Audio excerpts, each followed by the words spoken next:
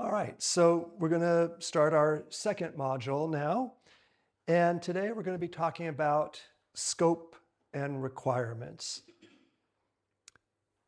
Just to connect this with what we did in our last module, we began by exploring what makes something a project and how do we define project work as opposed to just work. And we talked about approaching a project systematically. And now in this session, we're going to build on that foundation. And before we work out how we're going to do a project, we need to be clear on what we're going to be delivering. A few key concepts that we're going to talk about in this module is scope definition and requirement gathering. Another term that we should talk about is scope creep. So I want you to think about, as we're watching the videos, what is scope creep and why is that something that we need to be aware of? And why do boundaries matter? Because we can't plan a project without knowing what's in, but we also have to know what's out of that project. Because without that, everything can become a crisis. Anything that's not, every time someone comes up with something, if we weren't really clear, it's a crisis. I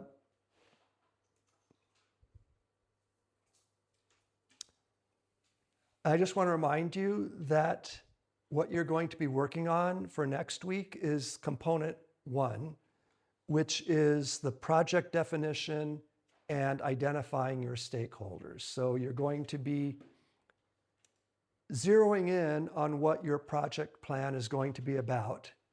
And you're going to define that project in a page or two. And between now and next session, please schedule time with me so that we can talk about your ideas and make sure that what you're going to be doing is going to serve you well in creating this project plan. All right, now we're going to watch our first video with Adriana Girdler for this module, and it's going to be about your project scope statement and her approach to creating those with clear boundaries to prevent chaos in the future. So again, watch for the discussion between what's in and what's out, or she puts it, what's in focus and what's out of focus, because that's going to give you a lot of clarity. All right. Any observations? All right, Brug, I'm counting on you. So, even I would say the in between the focus. Yeah. Well, I think what you're touching on is my main takeaway. It's very detailed. Yeah. And that's what, she's talking about some project that they did, recording a video, which doesn't directly relate to what you're going to be doing, most likely. But I think what it demonstrates is the level of detail in a project scope. Right? Yeah, Kalkanon? Please. Yeah. Yeah, that's beautiful how you put that. And I think you and Brugesh are saying the same thing. And what I'm saying is that you have to be very detailed. You have to be very specific. And that goes to the point I was making earlier, that don't be too ambitious with your project plan for this class, because it's more important that you create something that's small enough that you can have that level of specificity in and actually get this done in this semester. I'm sure I'll keep repeating this, but this is about strategic thinking. There's so much available outside of this class relating to project management, and you don't need me for that. But what I can help you with is really help you think strategically in a way that comes through your project plan, that it's clear that a human thought about this. And if you were to show it to someone in a business and they were maybe talking to you about creating some sort of a project plan, they would see that there's enough depth in what you've done that they could see you doing that. So those are great observations. What would scope creep be, and why would you need to avoid that? I don't think that she mentioned scope creep specifically, but what is scope creep? Crawling, yeah. Calcadon? Yeah, it's kind of like that, where it could be too complicated, but it really more specifically means that we don't have clear boundaries. And then someone says, oh, well, shouldn't we also do this while we're doing that? And that's why you need to be very clear in your plan and in your scope statement that you say that we're going to do this, but we're not going to do that. That is a way to avoid scope creep. All right, so now let's take 5 to 10 minutes. And if you feel like you've written enough, you could just put your pen down and I'll kind of know to move on, or just keep writing. We'll figure out the right amount of time. But on a top of a piece of paper, write how I will use my scope statement to define my project. So like we're talking about, you're not going to be writing about your specific project, and many of you don't even have that worked out yet. But think about, based on the video that we watched, a little conversation we just had, how will you use your scope statement to help define your project based on what we just discussed? All right, so work with that. I'll keep track of time.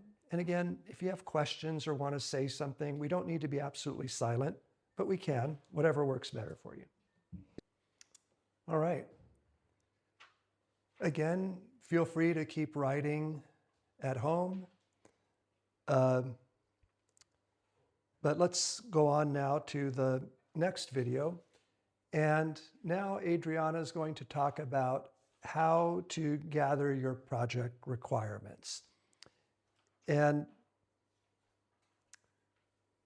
let's just take a look, and what to watch for are different techniques for discovering needs, how to uncover which stakeholders you need to really listen to versus those that maybe aren't as important, or if they actually tell you what they really want. You know, a lot of times people don't express themselves that well.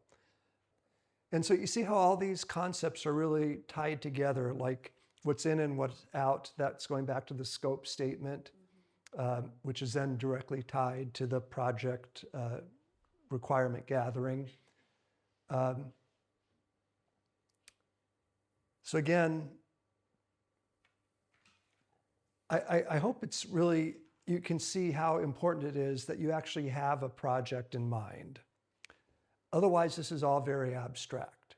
So it's going to be much more useful as you start applying this to a specific undertaking, your project. And again, I hope that you see that you don't want to make too big of a project, because it's more important that you do a really good analysis of the information gathering that you need to do and all these other elements.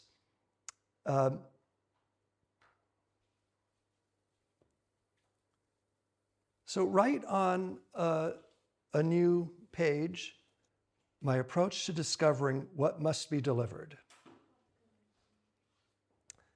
And reflect on how you'll approach requirement gathering for your project. Since in your scenario, you want to think of yourself as an external analyst or a consultant, what methods will you use to determine what sort of requirements you will need to accomplish your project plan? And how are you going to validate that you understood the requirements correctly and that you validated that with your stakeholders? And what strategies might you use to uncover what the requirements are? So let's just take maybe 6 minutes or so and do some strategic thinking about the requirement gathering process and how you will approach that on your project. So think about who will be involved, who you will need to run it by, and how you'll collect all of that. All right. So what we focused on is creating boundaries, defining what's in and what's out, preventing scope creep, and how to systematically identify what the requirements are for the projects that we're going to be doing. And also, you want to differentiate between what the stated needs are from the actual needs, what actually needs to be done. This is the foundation for the second component of your project plan, the scope and requirements. You're going to have your rough draft of this, not for next week. For next week, just focus on that project description and the stakeholders, because that's going to be key to everything else that we do. I think you can see that having like a clear idea of how you're going to be applying this to a specific project, having that specific project is going to be really helpful. So focus on that for next week. But the week after is when you're going to then have this second component in a rough draft form. So already you can start thinking about your boundaries and deliverables and things like that. This, like I say, will be due in a rough draft form on December 10th. Again, maybe think 1-2 pages, double-spaced. But for next week, focus on what we discussed, which is that first component. Our next session, which will be the first of our 2 sessions next week, we're going to talk about managing your stakeholders. Yeah. That's a great question. Yeah, the project plan itself will be a printed document, something that you create in Word, for example. And like we talked about in our first session, you can use AI. You can do research, you can Google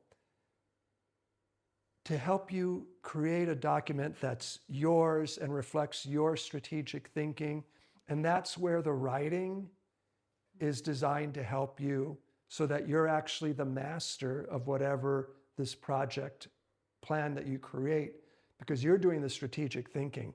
But yes, that will just be like I say, think of it as a portfolio piece, something that will be 6 to 10 pages, but it'll be a nice, double-spaced. It will be very quick and easy, especially when you have 5 modules, each one like 2 pages, page and a half. But it'll be a really nice, clear document that shows to yourself and to anyone else that you would show it to, like in a job interview or in a business situation, that you actually know how to strategically approach project planning. And because of the conversations we've had, if people ask you about, well, what is your take on scope statements? How important is it to include what's out as well as what's in? You're ready to answer that question. There's this I mentioned like an ad I saw on social media about using AI to do stuff for you. I thought it was really kind of stupid because you became irrelevant in that ad. But another one I've seen a few times, someone's doing an interview and someone like hands them a phone and they put a phone right on the computer and they're just reading off. So like ChatGPT or something is listening and it's writing an answer and they're reading it back. Yeah. It sounds so fake, even when they're trying to promote that. It sounds horrible. You can tell the person is just reading words that don't mean anything. Hopefully at the end of this class, you'll actually be able to have these conversations about these different elements. And people will say, oh, you get it. So that's kind of what I hope, and that's kind of why we're doing the writing part. But the document should just be a beautiful document, however you create it. Again, whatever resources you use, do research, Google, AI, whatever, but every word in there is yours, because even if you got the idea from AI, you go, yes, that makes sense because I want to show this. Does that make sense? So next week we'll cover stakeholder management. Then we'll also get into the work breakdown structure, the WBS. And we'll just keep going deeper step at a time. So in a few weeks, you'll have a really nice document that means something to you, will mean something to other people, and something that you actually feel proud of because you'll know how to stand behind what you've written. It's not just something that you just wrote and turned in, but there's not a connection between you and what you wrote.